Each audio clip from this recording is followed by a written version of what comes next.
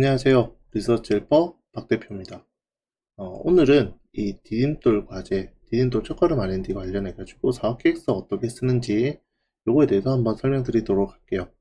이 디딤돌 사업 계획서가 사실 R&D 사업 계획서다 보니까 기존 창업 패키지 사업 계획서 쓰시는 분들이 사실은 좀 많이 어려워합니다. 이래서 사실 뭐 다른 분들한테 부탁하기도 하는데 보통 기관에서 컨설팅이나 멘토링을 받으면서 이 사업 계획서 작성하는 방법들을 배우게 되는데 오늘 요 간단하게나마 어떤 식으로 작성하는지 그 작성 틀에 대해서 좀 알려드릴 수 있도록 하겠습니다.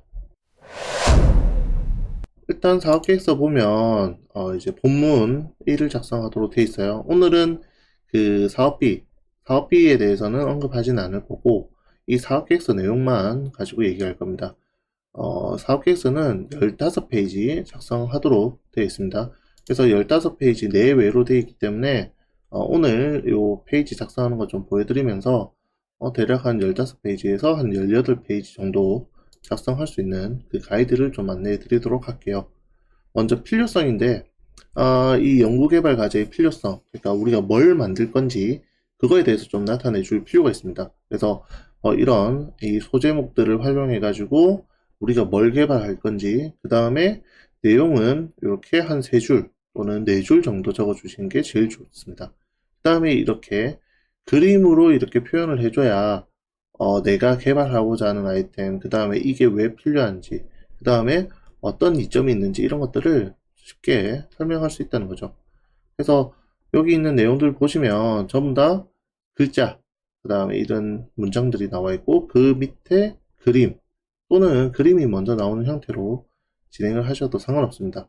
그래서 이 사람이 사실 글만 읽어서 이해가 되기가 어렵기 때문에 이런 그림이나 흐름도 이런 이 구조도 이런 것들을 좀 나타내 줄 필요가 있습니다.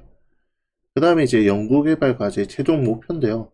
사실 이게 제일 힘들어 하세요. 이 최종 목표를 어떻게 잡아야 되는지, 우리가 흔히 KPI라고 하는 이 목표 달성을 어떻게 할 거냐, 그 다음에 이 목표 달성하는 것들을 어떻게 평가받을 거냐, 이게 이제 사실 제일 어렵습니다.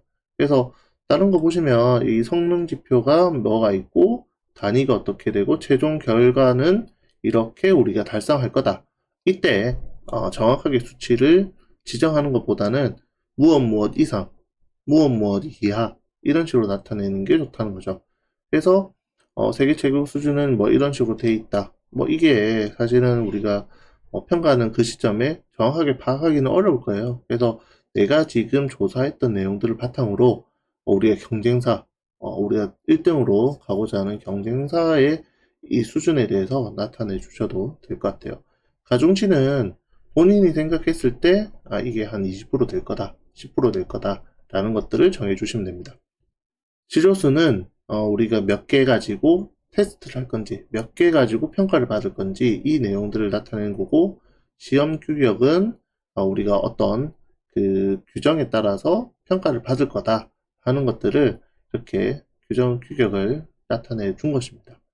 그래서 이런 규격들을 어디서 보냐, 이 나라 표준 인증에 들어가면 이런 것들을 확인할 수 있는데 보통 우리가 성과 지표, 이 성과 지표를 잡는 것도 결국에는 이 나라 표준에 보면 우리 제품의 시험 평가하는 방법들이 나타나 있습니다. 그래서 그 시험 평가하는 방법들을 참고해서 이렇게 이 KPI를 잡아주시는 게 유리하다라는 거고, 그 다음에 이런 지표들을 어떻게 측정할 건지 이 측정 방법에 대해서도 하나하나씩 다 적어줘야 되는데 이것도 이 나라 표준 인증에 들어가시면 그 자기가 개발하고자 하는 아이템에 대해서 대부분 이제 평가 방법이나 이런 것들이 나와 있을 겁니다. 그 다음에 이제 뭐 연구개발 과제 단계별 목표, 이게 이제 1년짜리 사업 같은 경우에는 1년차, 2년차 단계가 없기 때문에 보통 이런 것들은 생략해 주시면 될 것 같고요.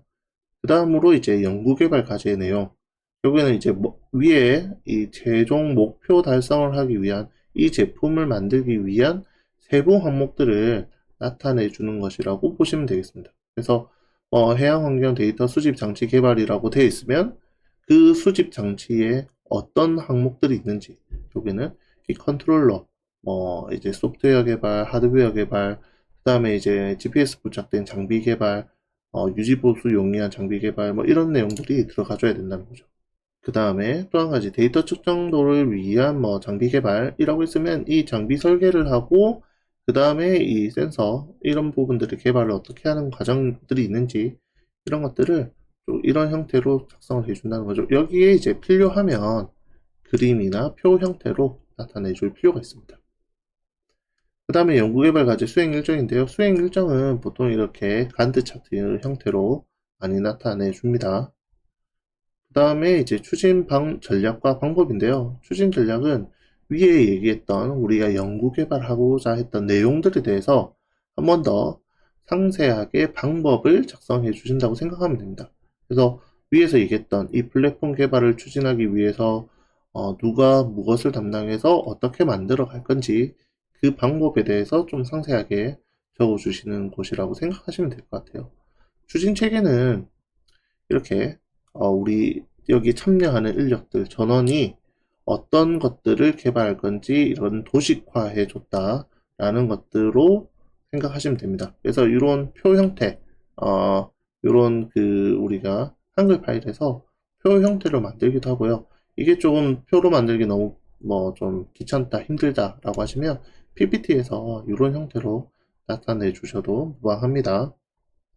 그 다음에 이제 기대 효과. 우리가 이거 개발하고 나면 이런 효과가 있을 것이다. 라는 부분들에 대해서 이렇게 한 페이지 정도 작성해 주면 될 것 같고요. 그 다음에 국내외 시장 동향. 우리 제품, 그 다음에 우리 제품과 유사한 사업을 하고 있는 이 사업군이 어떤 식으로 시장이 형성되어 있고, 그 다음에 우리가 판매하고자 하는 수요처가 누가 있는지, 그 다음에 경쟁사는 어디인지, 이런 것들을 나타내 줄 필요가 있는데요.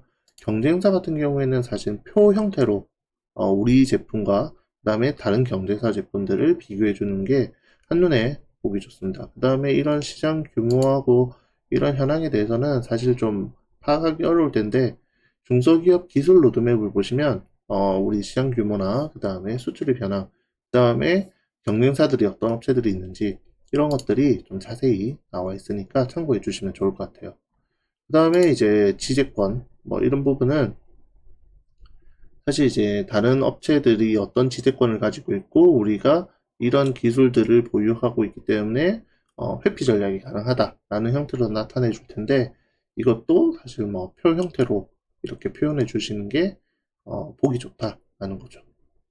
그 다음에 표준화 전략은 사실 표준화 전략에 대해서는 작성을 하지 않고 넘어가는 업체들이 대부분일 텐데 우리가 어떤 인증을 받거나 아니면 제품 개발하는 데 있어서 어떤 표준화를 따라야 되는 그런 일들이 있을 때 그 내용에 대해서 간략하게 작성해 주시면 좋을 것 같아요. 사업화 계획은 우리가 이제 이 제품을 만들고 난 이후에 어떻게 판매할 건지, 누구한테 판매할 건지, 그 다음에 이 판매가 잘 됐을 때 얼마나 투자하고, 그 다음에 어떻게 만들어 갈 건지, 이러한 계획에 대해서 좀 작성해 주실 필요가 있습니다. 그 다음에 이제 연구개발, 안전 및 보안 조치인데요.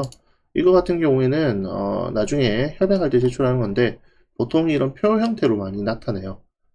안전은 어떻게 이행할 거고, 그 다음에 보안은 어떻게 할 거고. 그래서, 여기 이제 제가 예시로 이렇게 나타내 있는데, 인원 조직, 그 다음에 시설 보안에 대해서는 이렇게 대응할 거고, 뭐 상세하게 뭐 내용들을 좀 적어 주시면 좋을 것 같습니다. 그래서 이렇게 사업계획서 작성하면 대략 한 18페이지 정도 나올 텐데, 어떤 부분들을 더 적게 쓸 건지 아니면 내가 좀 더 표현하고자 하는 부분들이 있으면 더 많이 쓰셔도 됩니다.